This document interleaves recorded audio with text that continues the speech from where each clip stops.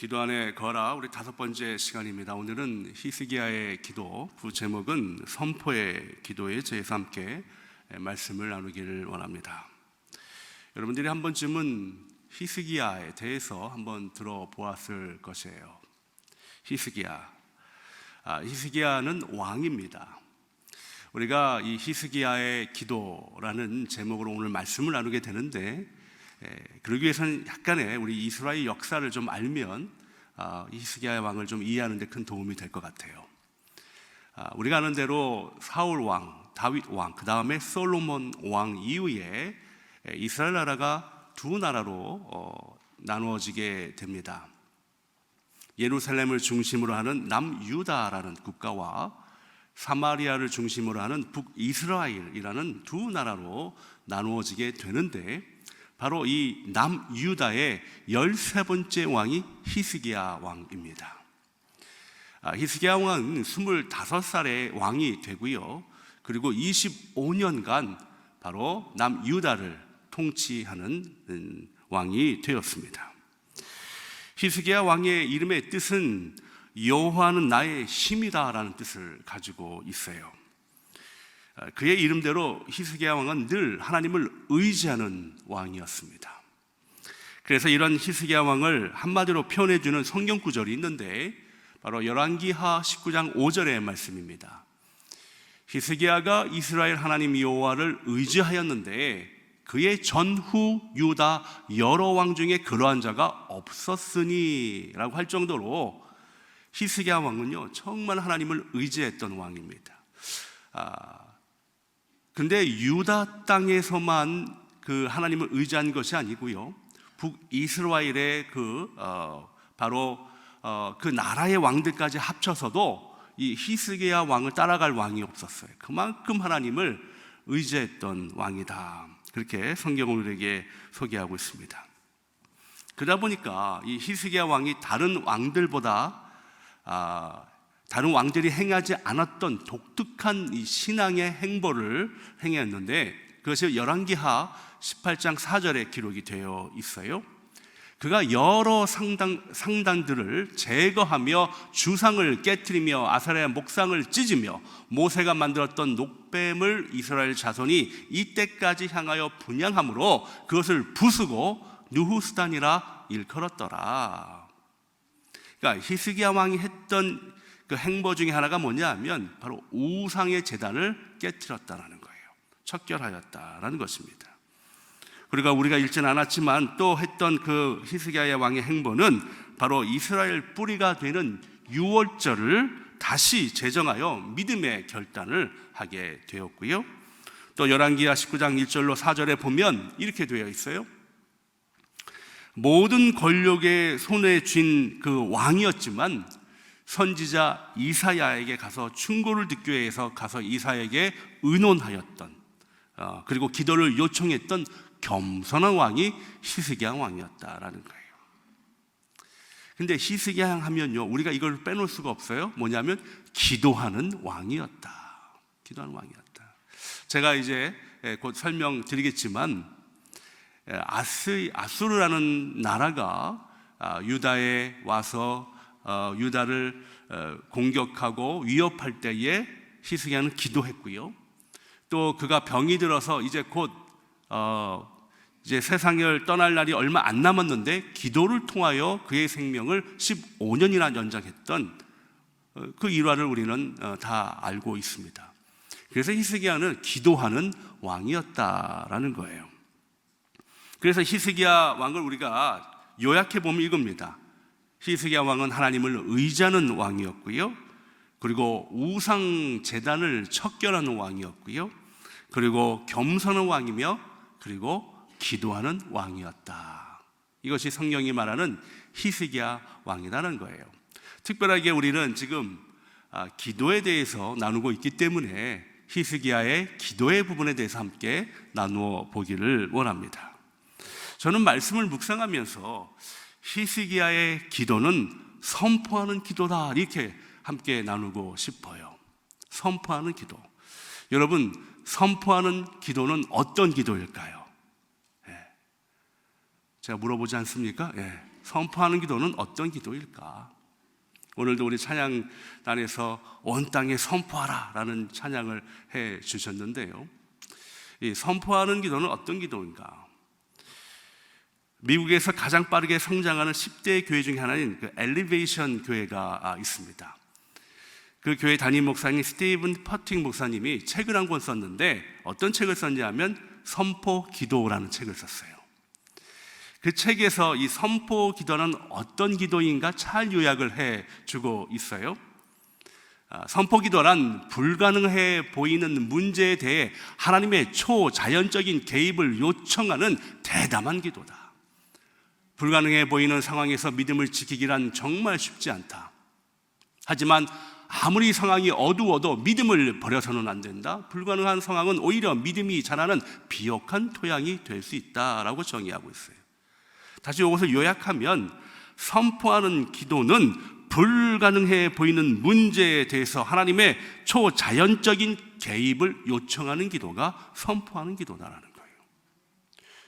여러분, 제가 말씀드린 대로 히스기야도요, 정말 얼마 남지 않은 자신의 생명을 놓고, 불가능하잖아요, 불가능한 그 문제를 놓고 기도했기 때문에 그가 15년간 더 연장되는 삶을 살았다. 이게 선포하는 기도 아니겠습니까?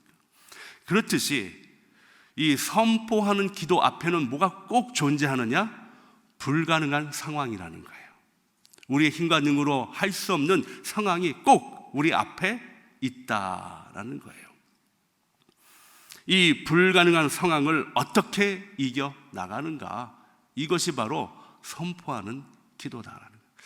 저는 여러분의 상황을 다 속속히 알지 못합니다. 근데 혹 여러분 지금 상황 속에서 불가능한 상황, 나의 힘과 능으로 이겨나가지 못할 상황에 처한 분들이 분명히 있을 거예요. 그렇다고 한다면 오늘 이 본문의 내용은 바로 여러분의 내용이 될 것이에요. 어떻게 그것을 이겨나갈 수 있는가? 두 가지만 우리가 함께 살펴보기를 원합니다. 첫 번째는, 먼저 선포하는 기도는요, 불가능한 문제들을 하나님 앞에 펼쳐 놓아야 한다는 거예요. 오늘 본문 우리가 읽었던 19장 14절에 보면 이렇게 되어 있습니다. 히스기야가 사자의 손에서 편지를 받아보고 여호와의 성전에 올라가서 히스기야가 그 편지를 여호와 앞에 어떻게 해요? 펴놓고 라고 되어 있죠. 여기서 우리가 주목해야 할 구절이 뭐냐면, 편지를 여호와 앞에 펴놓았다라는 구절입니다. 편지를 여호와 앞에 펴놓았다라는 것은 어떤 의미를 가지고 있는가? 제가 말씀드린 대로 선포 기도 앞에는 뭐가 있어요? 항상 장애물인 불가능한 상황이 있잖아요. 근데 이 편지가 오늘 본문의 맥락으로 보면 불가능한 상황이에요. 아니, 그 편지가 무엇이길래 히스기야는 그것을 그러면 여호와의 전에 펴 놓았는가? 잠깐 역사적인 배경을 살펴보면 이 편지에 대해서 우리가 좀 알 수가 있어요. 히스기야 왕이 남유다를 통치할 때에 그때 아수르라는 나라가 세력을 막 확장하기 시작합니다. 확장하면서 시리아와 팔레스타인 지역을 침공하고 여러 도시들을 정복하면서 그 백성들을 학살하기도 하고요, 포로로 잡아가기도 하면서, 그러면서 이제 유다 지역까지 쳐들어온 거예요. 너무 강한 이 군대가 쳐들어오니까 히스기야는요 이미 무조건 항복 의사를 표현합니다. 그 구절이 이렇게 되어 있어요. 열왕기하 18장 13절에서 16절까지 그때 상황을 이렇게 잘 묘사하고 있어요. 여러분 그걸 한번 머릿속에 생각을 하면서 이 본문을 읽으면 쉽게 이해가 될 거예요. 13절에 보니까 히스기야 왕 제14년에 아수르의 왕 사네립이 올라와서 유다 모든 견고한 성읍들을 쳐서 점령하매, 14절 보니까 유다의 왕 히스기야가 라기스로 사람을 보내어 아수르 왕에게 이르되 내가 범죄하였나이다. 나를 떠나 돌아가소서. 왕이 내게 지으시는 것을 내가 당하리이다 하였더니 아수르 왕이 곧 은 300달란트와 금 30달란트를 정하여 유다 왕 히스기야에게 내게 한지라. 히스기야가 이에 여호와의 성전과 왕궁 곳간에 있는 은을 다 주었고, 또 그때의 유다 왕 히스기야가 여호와의 성전 문의 금과 자기가 모든 기둥에 입힌 금을 벗겨 모두 아수르의 왕에게 주었더라. 여러분 이해하시죠? 상황을 그냥 항복한 거예요. 그래서 금 30달란트와 은 300달란트를 산헤립 왕에게 바쳤습니다. 항복한 거예요. 그럼 이제 문제가 좀 해결됐겠지라고 생각을 했는데 아니에요. 오히려 산헤립 왕은 만족하지 않고 군대를 보내고 예루살렘을 포위하고 있습니다. 그러니까 얼마나 이 히스기야 왕은 두려움에 떨겠어요. 그런데 두려움에 떨고 있는, 두려움에 사로잡혀 있는 히스기야 왕에게 더 큰 문제가 생기기 시작합니다. 그게 열왕기하 18장 27절로 19장 13절까지 나와요. 제가 다 읽지는 않겠지만 내용은 이러합니다. 이 산헤립 왕의 신하인 랍세게가 이스라엘 하나님을 모욕하고 왕을 조롱하는, 히스기야 왕을 조롱하는 편지를 보내게 되고요. 그리고 이제 예루살렘이 곧 아수르에게 정복당할 것이다 라는 편지를 보내게 되는 거예요. 그러면서 하나님은 예루살렘을 구원할 능력이 없다고 모욕하는 편지를 보내게 되는 거예요. 바로 그 편지를 받은 거예요, 히스기야 왕이. 지금 사방은 우겨쌈을 당하고 있고요. 그리고 여호와 하나님을 모욕하는 편지를 받은 히스기야. 제가 말씀드렸잖아요. 선포기도는 그 앞에 뭐가 있다고요? 불가능한 상황. 불가능한 상황. 내 힘으로, 내 능으로, 내 지혜로 어떻게 할 수 없는 불가능한 상황이 그 앞에 딱 맞닥뜨리고 있는데, 거기에 그 편지까지 지금 받고 있는 히스기야 왕을 우리가 보고 있습니다. 참 힘든 시간을 보내고 있는 히스기야 왕이에요. 저는요, 참 때로는 우리도 이 작은 편지 한 장에 떨고 있는 우리의 연약함을 발견하기도 합니다. 히스기야 왕처럼. 그러지 않습니까? 여러분, 어떨 때는 여러분 건강의 편지를 받게 돼요. 건강의 편지라는 좀 말이 좀 사실 건강의 이상의 편지. 건강하다고 생각했는데 어느 날 탁 편지를 받게 되는 거예요. 얼마나 여러분 마음이 무너집니까? 어떤 분들은 자녀에 대한 편지를 받게 됩니다. 우리가 문화도 다르고 언어도 다른 이 땅에서 힘들고 어렵지만 살고 있는 목적 중에 하나가 뭐예요? 우리 자녀들 위함이 아닙니까? 자녀들 위해서 우리가 열심히 일하고 있지 않습니까? 근데 어느 날 자녀에 대한 참 안타까운 편지를 받게 될 때에 여러분 얼마나 마음이 무너집니까? 나의 힘과 능으로 할 수 없는 불가능한 상황을 맞닥뜨리게 되는 거예요. 사업의 편지도 받게 되고요. 또 관계 편지도 받게 됩니다. 이때 우리는 이 편지를 어떻게 할까요? 처음에 편지를 받게 되면 감추려 합니다. 그 상황을 인정하지 않으려고 스스로 부인하는 거예요. 그런데 그 편지를 감춘다고 해서 상황이 달라지지 않죠. 문제가 해결되지 않습니다. 여러분, 중세시대에 우리가 쓰는 향수가 오래전부터 원래 이게 발명이 되었지만 가장 빠르게 발전됐던 시대는 중세시대예요. 왜 그런지 아세요? 중세시대에 유언비어가 도는 거예요. 유언비어가. 어떤 유언비어가 돌았냐면 목욕을 하면 병이 나고 일찍 죽는다는 소문이 돌기 시작했습니다. 그러니까 사람들이 목욕을 하지 않는 거예요. 씻진 않는 거예요. 그러다 보니까 어떻게 해야 되겠어요? 냄새가 나잖아요. 그러니까 그 냄새를 커버하기 위해서 만들어진 게 향수예요. 향수입니다. 근데 그 향수를 뿌린다고 해가지고 그 원천적인 근본적인 문제가 해결되는 게 아니잖아요. 우리가 내가 해결할 수 없는 불가능한 상황의 편지를 감춘다고 해서 잠깐은 눈에 보이지 않는 편지 때문에 마음이 편안할지 모르나 문제는 해결되지 않습니다. 그래서 우리는 그 편지를요 가지고 나가야 돼요. 누구 앞에? 하나님 앞에 가지고 나와야 한다라는 거예요. 그 편지를 펴 놓아야 한다라는 거예요. 선포 기도의 첫 번째는 바로 거기에 있습니다. 바로 우리가 가지고 있는 불가능한 상황, 나 힘과 능으로 할 수 없는 그 상황을 솔직히 인정하고 그 문제들을 하나님 앞에 가지고 나가서 그 하나님 앞에 그 편지들을 펴 놓아야 한다. 사랑하는 성도 여러분, 여호와 앞에 펴 놓아야 돼요. 사람 앞에 펴 놓지 마십시오. 지인들 앞에 펴 놓지 마십시오. 나의 지식과 경험 앞에 펴 놓지 마십시오. 하나님 앞에 간절한 마음으로 펴 놓아야 합니다. 저는요, 말씀을 묵상하면서 그럼 어떻게 우리가 이 편지들을, 불가능한 이 상황, 문제들을 어떻게 펴놓을까? 저는 이 두 가지의 마음가짐이 우리에게 필요하다고 생각을 해요. 한 가지는 진실함입니다. 또 한 가지는 간절함이에요. 진실함으로, 간절함으로 우리가 가지고 있는 편지들을 여호와 앞에 펴놓을 때에 주님께서 그 문제를 해결해 줄 줄 믿습니다. 진실함과 간절함. 저는요, 진실함과 간절함 생각을 해보니까 누가복음 19장의 삭개오가 생각난 거예요. 삭개오는 누굽니까? 같은 민족의 고열을 빨아먹는 사람이었어요. 세리장이었어요. 곳간에 많은 재산이 있었으나 많은 사람들에게 치탄을 받는 사람이었어요.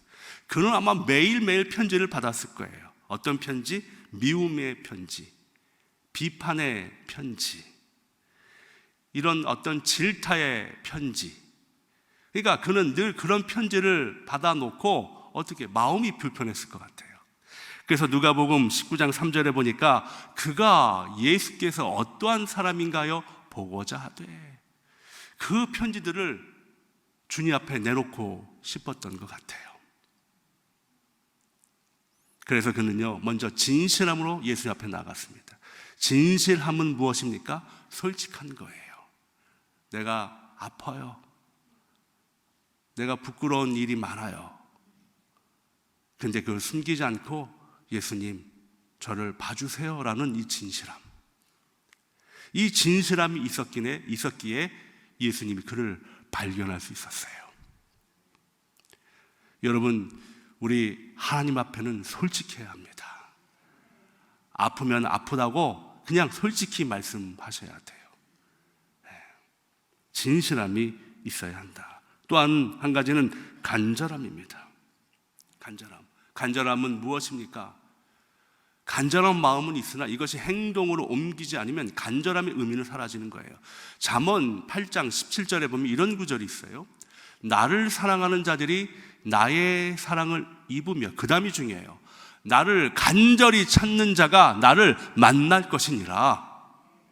여기서 간절이라는 단어가 있는데, 여기서 말하는 간절히라는 단어는 그냥 마음만 가지고 있는 간절함이 아니라 행동으로 옮겨지는 간절함을 말하는 거예요. 행동으로 옮겨지는 삶으로 살아가는 간절함이 있을 때 하나님이 만나주신다고 약속해 주셨어요. 그러니까 삭개오가요, 솔직하게 주님을 만나고 싶은 마음이 있었고요, 간절함으로 어떻게 해요? 돌 무화과나무로 올라가잖아요. 간절함은 있지만 그냥 올라가지 않고 그냥 있는 것이 아니라 간절함이 있었기에 행동으로 옮겨지는 삭개오의 모습을 볼 수가 있습니다. 진실함과 간절함으로 자신의 문제를 주님 앞에 펴놓는 삭개오의 모습을 발견하게 됩니다. 사람의 시선을 두려워하지 않았어요. 부끄러워하지 않았습니다. 우리도 마찬가지입니다. 선포 기도의 첫 번째는 바로 우리가 할 수 없는 불가능한 그 상황, 그거를 주님 앞에 간절함으로 진실함으로 펴 놓아야 한다는 거예요. 이 귀한 은혜가 저 여러분의 삶에 있기를 주님을 축복합니다. 이것이 바로 선포 기도의 첫걸음이에요. 두 번째는요, 선포 기도는 불가능한 상황을 뛰어넘어 하나님의 전능하심을 세상에 나타내는 것이다라는 거예요. 오늘 본문 19절에 보면 이렇게 되어 있습니다. 우리 함께 읽어볼까요? 시작. 우리 하나님 여호와여, 원하건대 이제 우리를 그의 손에서 구원하옵소서. 그리하시면 천하 만국 주 여호와를 홀로 하나님이신 줄 알리이다 하니라. 여기서 우리가 주목할 구절이 뭐냐면 천하 만국이 주 여호와가 홀로 하나님이신 줄 알리이다. 히스기야의 궁극적인 선포의 기도의 목적은 뭐냐면 천하 만국이 주 여호와가 누구인지를 알게 하는 거예요. 알게 하는 거예요. 물론 처음에는 우리가 가지고 있는 문제를 해결해 달라고 하나님 앞에 나아갑니다. 그리고 우리가 받은 편지들을 주님 앞에 내놓습니다. 당연합니다. 그러나 결론은 우리들의 편지들의 문제가 해결되는 것으로 끝나면 안 되는 거예요. 끝내지 않고 오로지 전능하신 하나님이 이 땅에 선포되도록 우리가 그렇게 기도해야 된다는 거예요. 이게 무슨 말인가? 굉장히 중요한 의미를 가지고 있어요. 여러분, 첫걸음이 우리의 문제들을 주님 앞에 펴 놓는다는 건 잘 아시죠? 그리고 나서 그 다음 기도입니다. 문제를 해결해 달라고 당연히 기도하겠지만 그게 결론이 되면 안 된다는 거예요. 모든 결론은 바로 살아계신 하나님이 이 땅에 선포되어지는 결론이 되어야 한다는 거예요. 제가 몇 주 전에 우리 사순절 특별 새벽기도에 말씀드린 기억이 납니다만은 우리 앞에 가로막혀 있는 산 같은 문제를 하나님에게 이야기하는 것으로 끝나는 것이 아니라 산 같은 문제들에게 하나님에 대하여 말하는 것이다. 얼굴을 보니 다 처음 듣는 이야기 같은데 새벽기도에 제가 말씀드렸는데 이게 무슨 말이에요? 우리는 우리가 해결할 수 없는 불가능한 산 같은 문제들을 하나님 앞에 나열하는 것으로 끝나면 안 돼요. 그 산 같은 문제들을 향하여 하나님이 얼마나 전능하신 것을 어떻게 해요? 선포하는 것입니다. 이것이 바로 선포 기도라는 거예요. 우리는 때로 우리의 문제가 해결된 것으로 그것으로 끝나고 그냥 감사하고 그것을 잊어버리는 경우가 얼마나 많은지 모릅니다. 그러나 그 결과에 상관없이 전능하신 하나님을 이 땅에 선포하는 기도가 진정한 선포 기도다라는 거예요. 히스기야의 고백처럼 말입니다. 19세기 프랑스 소설가이자 비평가인 그 조르주 베르나노스라는 그 소설가가 책을 썼습니다. 어느 시골 신부의 일기라는 책을 썼는데 저는 이 글이 참 제 마음에 와 닿았어요. 내용은 이렇습니다. 예수님은 너희를 세상의 꿀이라 하지 않으시고 세상의 소금이라 하셨다. 그 이유는 세상의 사탕처럼 달콤함에 빠져 사는 인생이 아니라 환부의 소금이 닿으면 쓰리고 아프지만 상처의 부패를 막는 소금이 되기 위함이라. 이 얘기가 무슨 얘기예요? 우리는 어떻게 보면 우리 기독교 신앙이 문제 해결에만 달콤함에만 빠져있는 신앙에 머물러 있다는 거예요.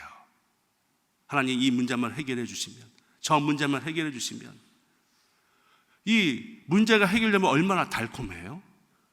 근데 여기에 머무르면 안 된다는 거예요.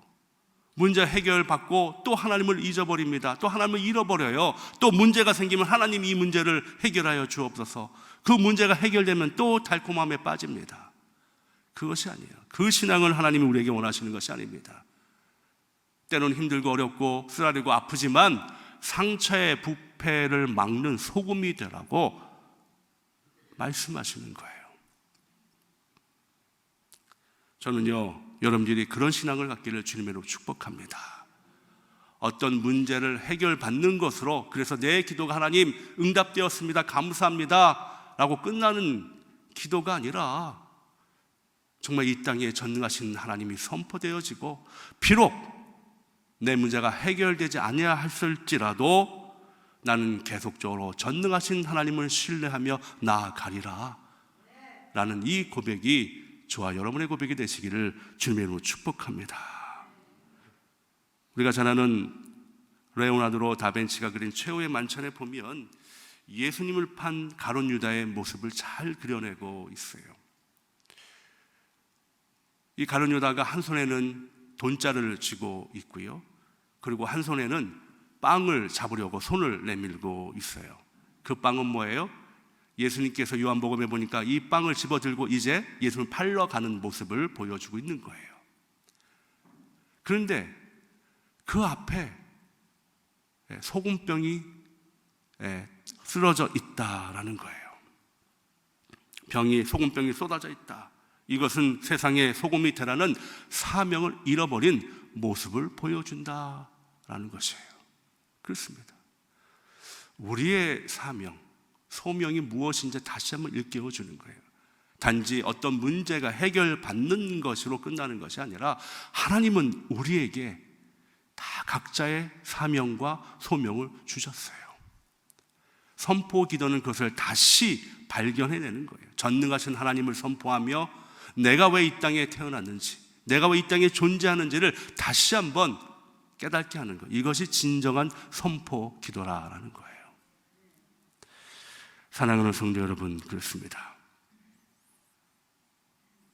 여러분에게 불가능한 상황이 있어요. 그 문제를 주님 앞에 내놓으십시오. 하나님이 해결해 주십니다. 그러나 그것을 끝나는 것이 아니라 그 뒤에 넘어 계신 진정한 하나님을 바라보며 계속적으로 신뢰를 갖고 이 땅에 그 하나님을 선포하며 나에게 주어진 사명을 부여잡고 나아가는 것, 이것이 진정한 선포 기도임을 기억하시기를 주님의 이름으로 축복합니다.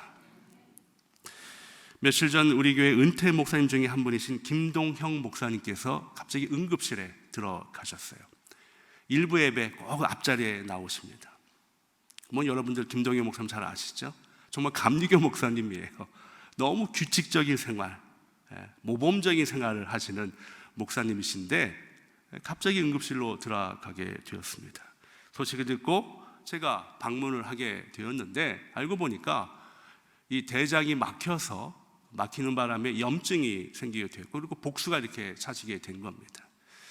그리고 그날 저녁 수술을 받게 되셨고요. 그리고 제가 그 다음 날 다시 방문을 하게 되었습니다. 근데 수술하는 과정에 보니까 암이 발견된 거예요. 그래서 암도 이렇게 제거하는 수술까지 함께 받으셨고요. 그리고 나서 제가 아침에 방문하니까 제가 방문할 그 당시에 잠에서 딱 깨신 거예요. 잠에서 딱 깨시고 저를 딱 보시더니 막 우시는 거예요. 그러니 저에게 이런 말씀을 하십니다. 지금 방금 꿈에서 예수님을 보았다는 거예요. 일평생 한 번도 그런 꿈을 꾸신 적이 없는데 지금 예수님을 보았다. 막 우시면서, 그러면서 그 다음에 말씀하시는데 제가 눈물을 안 흘릴 수가 없었어요. 저도 많이 울었습니다.